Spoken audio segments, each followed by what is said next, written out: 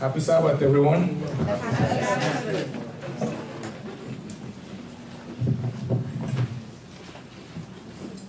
Are God's holidays abolished?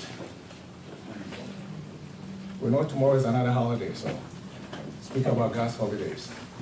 The Bible tells us that God's holidays still apply and relevant to the lives of those who follow the Messiah. So the simple answer is no. Throughout scriptures, we learn that God's holidays represent the prophetic shadow picture of better things to come. But have better things come yet? They have not come yet. So the holidays cannot be abolished. But why this is even a topic of discussion today? There's a common argument that the Sabbath and the dietary laws are part of the old covenant. So all these things are abolished and obsolete and ready to vanish away. People cite Hebrews chapter 8, verse 13 for these things. Also, Colossians chapter 2, which is the focus of this message, is a highly debated chapter, and probably one of the most, or it's probably one of the top 10 misunderstood verses in the Bible. Those trying to reason around God's holidays and commandments and laws and try to rationalize away God's commandments claim that the laws are abolished. And citing Colossians 2, they say that the laws are nailed to the cross, and God's holidays are nailed to the cross because it's part of the law. So, let's examine some of these verses, why they're plucking Paul's writing, twisting it out of context, to suit their erroneous teachings. Some also claim that the holidays are for Jews. We know that's not true because the Bible doesn't say that. Although some read from Matthew chapter 5, verse 17. That says, Yeshua said, I came to fulfill the law, not to abolish it. But Christian denominations around the world teach the complete opposite. So let's examine these verses in context and a brief historical setting to see if they support a view by turning to Colossians chapter 2. Colossians chapter 2, verses 16 to 18. So let no one judge you in food and drink, or regarding festival, or a new moon, or Sabbath, which are a shadow of things to come, by the substances of Christ. Let no one cheat you of your reward, taking delight in false humility and worship of angels, intruding into those things which has not seen, really puffed up by his fleshly mind, and not holding fast to the head, from whom all the body, nourished and knit together by joints and ligaments, grows with the increase that is from God.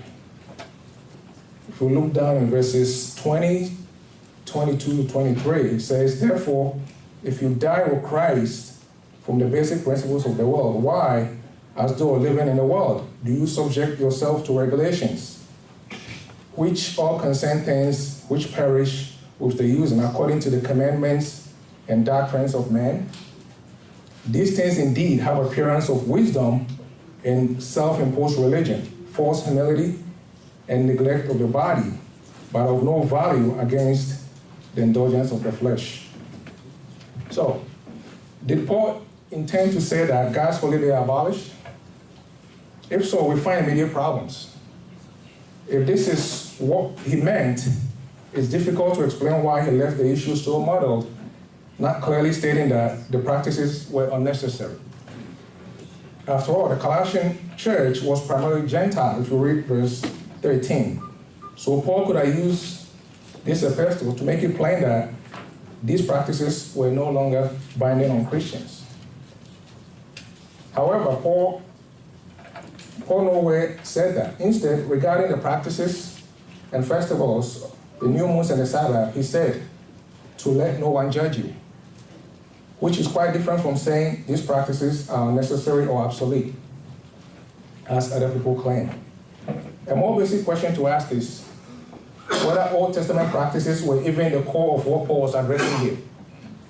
Was Paul even discussing whether Christians should keep the laws regarding clean and unclean meats, the biblical festivals, the weekly Sabbath, or any other Old Testament laws?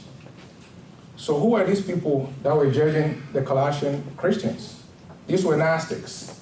Gnosticism is possessing intellectual or esoteric knowledge of spiritual things. When we read the rest of the chapter, it quickly becomes obvious that other issues were involved. Among them were principalities and powers in verse 15, false humility and worship of angels, verse 18, ascetic rules forbidding to touch, taste, and handle, verse 21, neglect of the body, verse 23. Asceticism is the practice of self-denial as a spiritual discipline. So further, Paul referred to the false teaching in Colossae as rooted in persuasive words in verse 4, philosophy and empty deceit and traditions of men in verse 8. He also referred to submitting to regulations of this world in verse 20, and commandments and doctrines of men in verse 22. The term philosophy is from a Greek word, phileo, which is meaning to love, or the love of, and sophia, meaning wisdom. So the compound word will be phileo sophia, meaning the love of wisdom. Well, there's nothing wrong in acquiring wisdom, but it becomes a problem, a huge problem, when men try to make religion out of the acquired wisdom and set in motion practices for people to practice and tradition for people to follow, and in the process set aside God's commandment or elevate it above God's commandment and the true teachings of God. When we consider the historical context, the answer becomes clear. As the church expanded from the Holy Land in Jerusalem area into pagan regions such as Asia Minor, Italy, and Greece, it had to do with philosophies. Some with very esoteric beliefs. These influences are particularly noticeable in the writings of Paul, Peter, and John. Some of these philosophies overlap the idea that spirit is good while matter is evil. So the physical body, which is matter, was considered evil. And since the body was evil, it was to be treated harshly. So these are some of the things Paul had to deal with. The Colossian Christians were being judged by a worldly philosophy for how they observed the festivals, the new moons, the Sabbaths, which they apparently enjoyed in a festive manner. So the Colossians celebrated these days in a manner that was entirely contrary to the ascetic beliefs of self-denial. They understood that the Sabbaths and the festivals and the holidays are clearly commanded in the Old Testament, if you read Leviticus 23. So by cautioning the Colossian members not to let others judge them on how they observe these appointed times, Paul didn't question whether they should be kept. The obvious implication is in these verses, is that the Gentile Christians were in fact observing these days. That's why people were criticizing them for observing them. So Christians are required, according to the Testament, Old Testament and New Testament combined, are required to observe these holidays. So they were being judged, who are these? The people who were judging the Colossian Christians, these were Gnostics, as I said earlier, or pagans, if you will, by misguided ascetic standards, not according to the scriptures, concerning what they ate and what they drank and how they observed Sabbaths and festivals. So Paul, who could have, in Romans 7:12, described God's law as holy, righteous, and good, possibly be referring to the laws here, or is he addressing something entirely different? Colossians 2 is actually a condemnation of ascetic human philosophy, not a discussion of which laws are binding for the saints. We see a similar situation in Yeshua's ministry. Let's examine how man-made traditions were placed above God's law by turning to Mark chapter 7. Mark chapter 7, verses 5 to 9. Mark chapter 7, verses 5 to 9. The Pharisees and the scribes asked him, "Why do your disciples now walk according to the tradition of the elders, but eat bread with unwashed hands?" He answered and said to them, "Well did Isaiah prophesy about you hypocrites, as it is written, 'These people honor me with their lips, but their heart is far from me. And in vain they worship me, teaching as doctrines the commandment of man. For laying aside the commandment of God, you hold the tradition of man, the washing of pitchers and cups, and many such things you do.' He said to them, 'All too well, you reject the commandment of God, that you may keep your tradition.'" So in conclusion, like Paul, Yeshua had to deal with issues in Judea province where the religion of the day was a mixture of God's truth, God's law, and human ideas, doctrines of rabbinic reforms, and precedents, also known as the Takanot and Maxim or the Pharisees.